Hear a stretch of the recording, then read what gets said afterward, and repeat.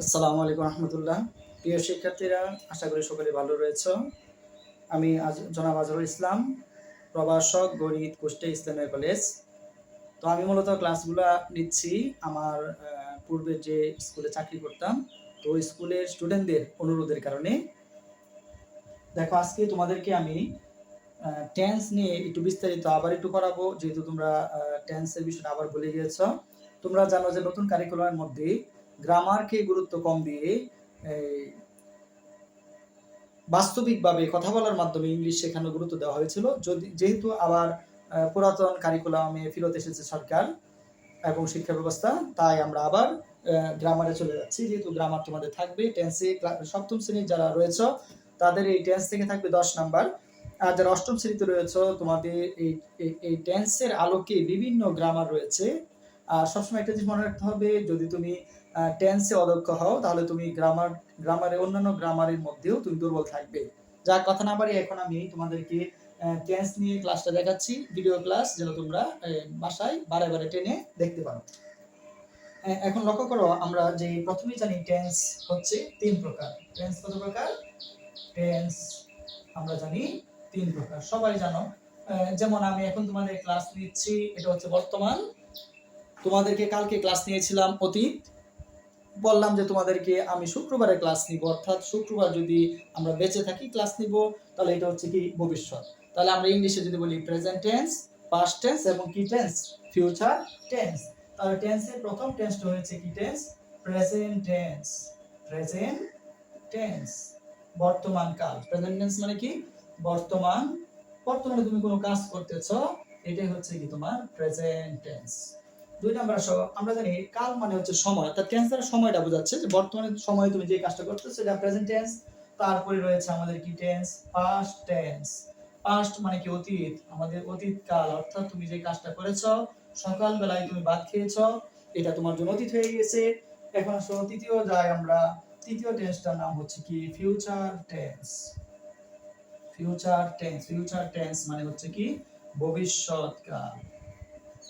অর্থাৎ তুমি চিন্তা করতেছো যে দুপুর 1টায় তোমার মা সুস্বাদু খাবার রান্না করেছে, আর তুমি দুপুর 1টায় খাওয়া দাওয়া করবে, এটা হচ্ছে ভবিষ্যৎ কাল। এখন আসো, এই প্রত্যেকটা টেন্স আবার 4টি ভাগে বিভক্ত। প্রেজেন্ট টেন্স 4 প্রকার, পাস্ট টেন্স আবার 4 প্রকার, ফিউচার টেন্স আবার 4 প্রকারে বিভক্ত। এখন আসো আমরা ওইগুলো একটু জানি, যে 4 প্রকার টেন্স গুলো নিয়ে আমরা একটু জানি। তাহলে আসো, প্রথমটা যে টেন্স নিয়ে আলোচনা করব সেটা হচ্ছে কি টেন্স? Present tense. তাহলে প্রেজেন্ট টেন্স মানে কি? বর্তমান কাল। তো প্রেজেন্ট টেন্স আবার কত প্রকার? 4 প্রকার। আসলে আমরা যাচ্ছি, প্রেজেন্ট টেন্স হচ্ছে কত প্রকার? 4 প্রকার। প্রেজেন্ট টেন্স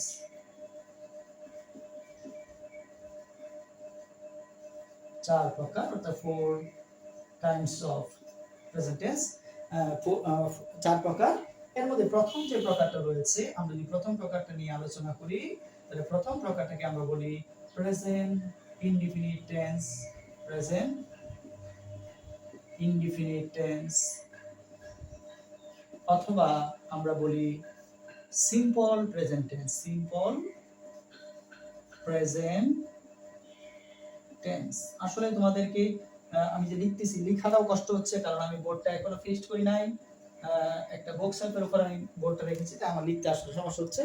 তাহলে দেখো, প্রেজেন্ট ইনডিফিনিট টেন্স অথবা সিম্পল প্রেজেন্ট টেন্স। প্রেজেন্ট টেন্সের যে প্রথম টেন্সটা রয়েছে সেই টেন্সটাকে আমরা বলবো সিম্পল প্রেজেন্ট টেন্স অথবা প্রেজেন্ট ইনডিফিনিট টেন্স। তোমাকে সব সময় মনে রাখতে হবে, গঠন হচ্ছে গুরুত্বপূর্ণ। অর্থাৎ গঠন থেকে চেনা যায়, একটা জিনিসের গঠন থেকে চেনা যায়। তুমি একটা মানুষের গঠন দেখে, হাত পা চোখ মুখ এগুলো দেখে বলতে পারো যে সে মানুষ। একটা কুকুরের গঠন দিয়ে বলতে পারো কুকুর, একটা লাউয়ের গঠন দিয়ে বলতে পারো লাউ। ঠিক একইভাবে তুমি যদি টেন্সের গঠনগুলো মনে রাখো, তাহলে তুমি যে কোনো জায়গায় দেখে বলতে পারবে যে এটা কোন টেন্সে রয়েছে। তাহলে গঠন আমি সিম্পল ভাবে লিখতেছি, লক্ষ্য করো। সাবজেক্ট, প্রথমে কি থাকবে? সাবজেক্ট। সাবজেক্টের আমি সংক্ষেপে লিখবো এখন তোমাদের বোঝার জন্য, শুধুমাত্র এখন একটু সম্পূর্ণভাবে লিখলাম সাবজেক্ট। তো এই সাবজেক্ট কথাটাকে আমরা সংক্ষেপে লিখতেছি এসইউবি, লিখলাম সংক্ষেপে সাবজেক্ট। প্লাস সাবজেক্টের পরে কি থাকবে? মনে রাখতে হবে, তুমি টেন্স ভালো করার জন্য তোমাকে পার্সন পড়তে হবে। পার্সন আগে পড়েছি, এবং V1 V2 V3 176 রয়েছে, তোমার শিখতে হবে। সাবজেক্ট প্লাস ভার্বের প্রেজেন্ট ফর্ম। ভার্ব এর present form,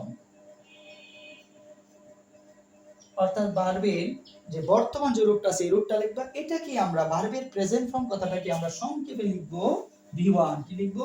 V1 plus object, অথবা আমরা লিখতে পারি এক্সটেনশন, আর অনেক কিছু থাকতে পারে। এখন আসো আমি উদাহরণ দিচ্ছি। যেমন সাবজেক্ট। তাহলে সাবজেক্ট তুমি যদি বলো, যেমন আমি বলতেছি আমি মানে কি আই, তাহলে আই একটি সাবজেক্ট, আই কে একটি সাবজেক্ট। এরপর আমাদেরকে একটা V1 আনতে হবে।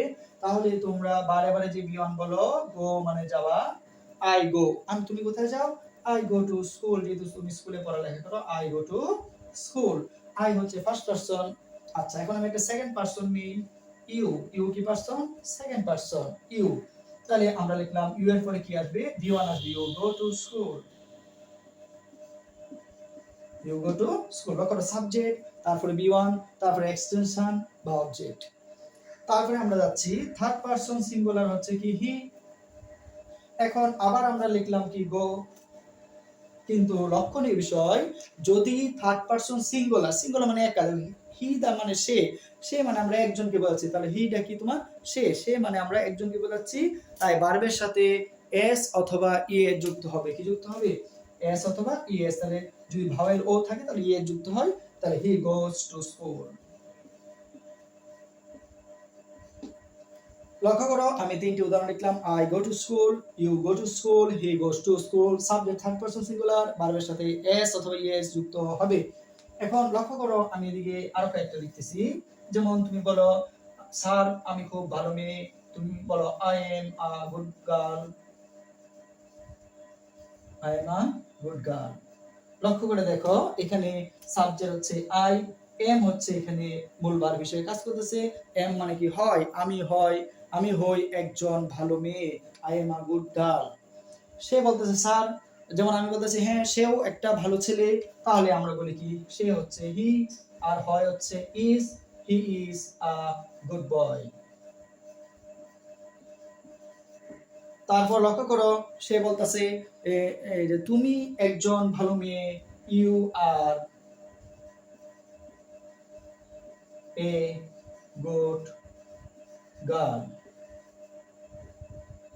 You are a good girl. এই যে আমি যে উদাহরণগুলো তোমাদেরকে লিখলাম, এই উদাহরণগুলো যদি তুমি মনে রাখতে পারো এইভাবে, তাহলে তোমার সিম্পল প্রেজেন্ট টেন্স সম্পর্কে টোটাল ধারণা বা ভালো একটা আইডিয়া পেয়েছো। কারণ আমি আগের ক্লাসে দেখলাম তোমরা এম ইজ আর দেখলেই বলে ফেলছো যেটা কন্টিনিউয়াস টেন্স। যাই হোক, এখন আমি কন্টিনিউয়াস টেন্সের সামনের দিকে যাব। তাহলে আমরা প্রেজেন্ট ইনডিফিনিট টেন্সের প্রথম যে টেন্সটা আমরা পড়লাম সেটা হচ্ছে প্রেজেন্ট ইনডিফিনিট টেন্স বা সিম্পল প্রেজেন্ট টেন্স। যাই হোক, এখন আসলে আমরা চলে যাচ্ছি প্রেজেন্ট টেন্সের দ্বিতীয় প্রকারে। তাহলে এখন আমরা চলে যাব প্রেজেন্ট টেন্সের দ্বিতীয় প্রকার। তাহলে প্রেজেন্ট টেন্সের যে দ্বিতীয় প্রকারটা রয়েছে সেটাকে বলা হয় present continuous tense. Present continuous tense. তাহলে কন্টিনিউয়াস মানে হচ্ছে চলমান। কন্টিনিউয়াস মানে কি? চলমান। অর্থাৎ তোমার বর্তমানে যে কাজটা চলমান রয়েছে সেটা হচ্ছে কি প্রেজেন্ট কন্টিনিউয়াস টেন্স। আবার এটা প্রগ্রেসিভ টেন্সও বলা হয়। প্রগ্রেসিভ দেখো তোমাদের বইয়ে প্রগ্রেসিভ লেখা আছে। তাহলে আসলে আমরা কন্টিনিউয়াস টেন্স চেনার উপায়, অর্থাৎ তার হাত পা কেমন আছে জানার জন্য আমরা প্রথমেই জানলাম তার কি থাকবে? সাবজেক্ট থাকবে, তারপরে তার সাথে এম থাকবে, অথবা ইজ থাকবে, অথবা আর থাকবে, প্লাস ভার্বের সাথে আইএনজি থাকবে। ভার্বের সাথে কি যুক্ত থাকবে? আইএনজি থাকবে, প্লাস আরো কিছু থাকবে। তাহলে তোমার কন্টিনিউয়াস টেন্স চেনার উপায় হচ্ছে সাবজেক্ট প্লাস এম অথবা ইজ অথবা আর প্লাস ভার্বের সাথে আইএনজি। এর ফলে কি আছে তোমার আর দেখার বিষয় নাই। দেখো আমরা উদাহরণে চলে যাচ্ছি। যেমন প্রথমে তুমি সাবজেক্ট লিখবা। সাবজেক্ট লিখলাম কি? আই। তাহলে আই এর সঙ্গে আই হচ্ছে ফার্স্ট পারসন সিঙ্গুলার, এর সাথে বসবে এম। আই এম রিড মানে আমরা কি পড়ি, আই এম রিডিং ভার্বের সাথে আইএনজি। আই এম রিডিং আমি পড়তেছি, ঠিক আছে না? তাহলে তোমার পড়া শেষ হয় না, তুমি পড়তেছো। আই এম রিডিং, তুমি পড়তেছো, কি পড়তেছো? নিউজপেপার, বই পড়তেছো, ঠিক আছে না? তুমি গল্পের বই পড়তেছো, সাহিত্য উপন্যাস পড়তেছো, তুমি যা লিখো তাই এখানে সঠিক। তাহলে লিখলাম I am reading a story, আমি পড়তেছি একটি গল্প। তারপরে লিখতেছো হি হচ্ছে সে, হি হচ্ছে থার্ড পারসন সিঙ্গুলার, কি বসবে? Is, he is reading, he is reading a story, আমি ডট দিয়ে দিলাম। তারপরে যেমন ইউ হচ্ছে কি সেকেন্ড পারসন সিঙ্গুলার, তাহলে লিখবা কি you are ready, you are ready. তারপরে তোমার যা মনে চায় তা বসাবে, এই জন্য আমি ডট ডট দিছি, কথা বুঝতে পারছো? তারপরে আসো আমরা যাই, যদি লিখি দে, দে মানে কি তারা, তারা কি একজন না বেশি, বেশি জন, তাহলে প্লোরাল, প্লোরাল হলে মনে রাখবা কি বসবে, আর বসবে। তারপরে দে আর রিডিং আ স্টোরি, আমি ডট ডট দিয়েছি, বুঝতে পারছো? ইউ আর এর পরে তুমি কি লিখবা, রিডিং, এটা নিচে লিখে নিবা ইউ, দে আর রিডিং। এই হচ্ছে আমাদের প্রেজেন্ট কন্টিনিউয়াস টেন্স। তাহলে প্রেজেন্ট কন্টিনিউয়াস এর চেনার উপায় হচ্ছে সাবজেক্টের পরে এম অথবা ইজ অথবা আর থাকবে, আর কন্টিনিউয়াস মানেই মনে রাখবা সবসময় ভার্বের সাথে আইএনজি থাকবে। দেখো ভার্বের সাথে আইএনজি, এই যে আইএনজি, এই যে আইএনজি, ঠিক আছে? তাহলে এটা হচ্ছে প্রেজেন্ট কন্টিনিউয়াস টেন্স চেনার উপায়। আসো তারপর আমি যাচ্ছি প্রেজেন্ট টেন্সের তৃতীয় যে টেন্সটা রয়েছে, তৃতীয় টেন্সটার নাম হচ্ছে present perfect tense, present perfect tense,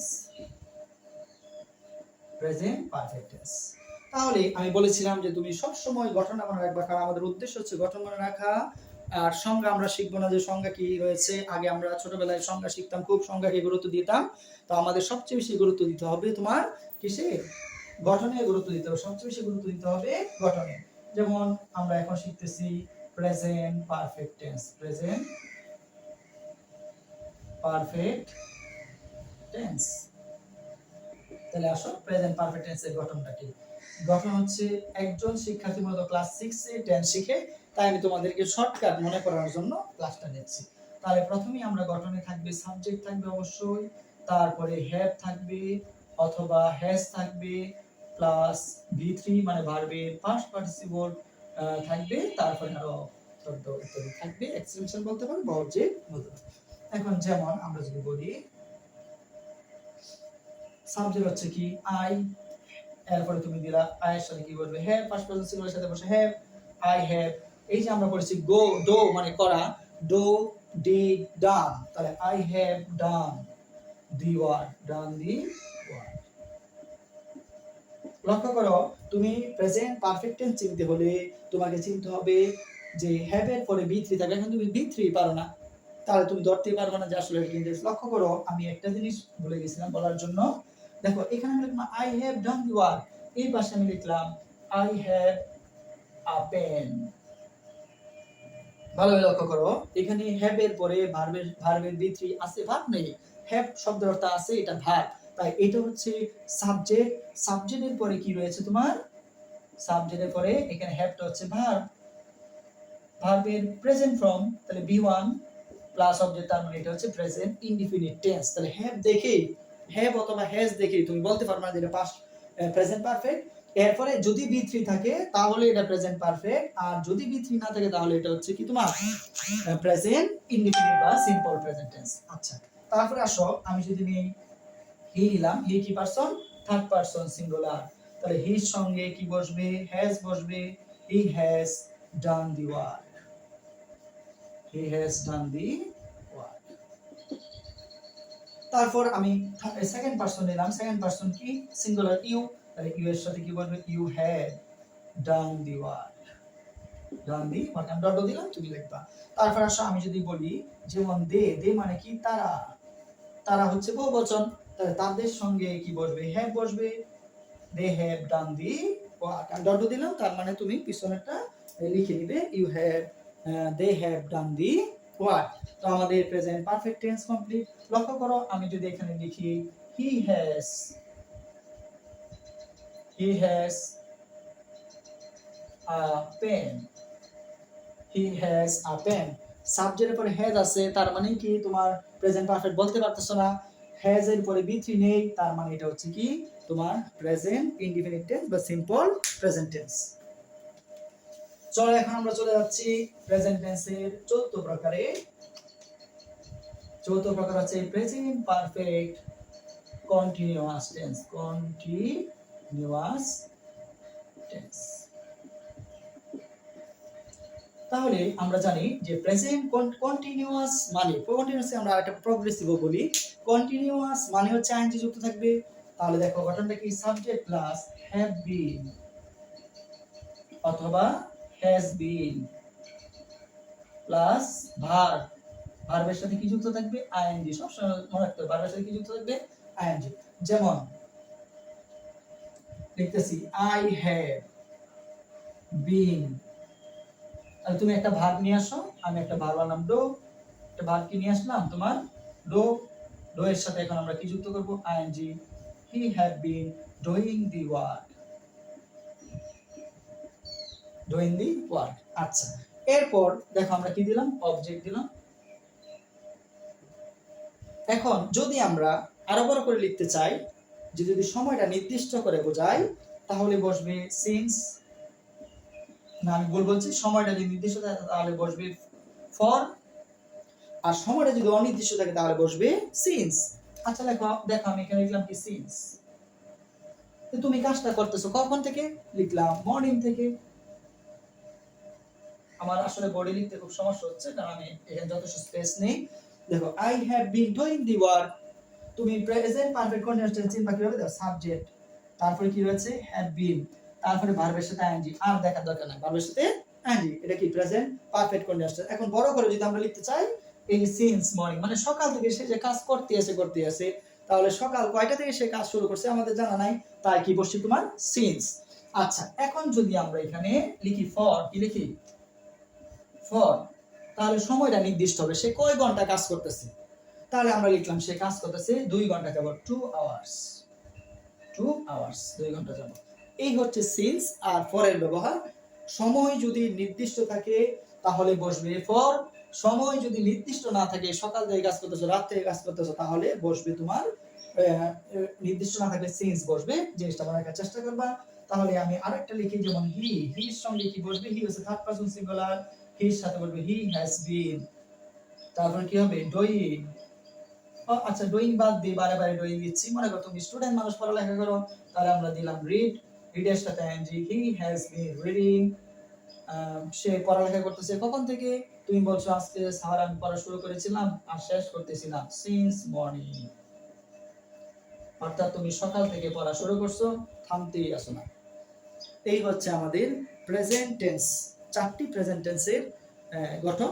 এই 4টি প্রেজেন্ট টেন্সের গঠন যদি তুমি জানো, আরো 8টি টেন্সের গঠন বাকি রয়েছে। পাস্ট টেন্সের 4টি, ফিউচার টেন্সের 4টি। আমার প্রথম ভিডিওতে প্রেজেন্ট টেন্সের 4টি থাকবে, দ্বিতীয় ভিডিওতে পাস্ট টেন্সের 4টি, তৃতীয় ভিডিওতে ফিউচার টেন্সের 4টি। এই 12টি গঠন যদি তুমি জানো, তোমার সুবিধা কি? তুমি ভয়েস পারবা, তুমি ন্যারেশন পারবা, তুমি রাইট ফর্ম অফ ভার্ব পারবা।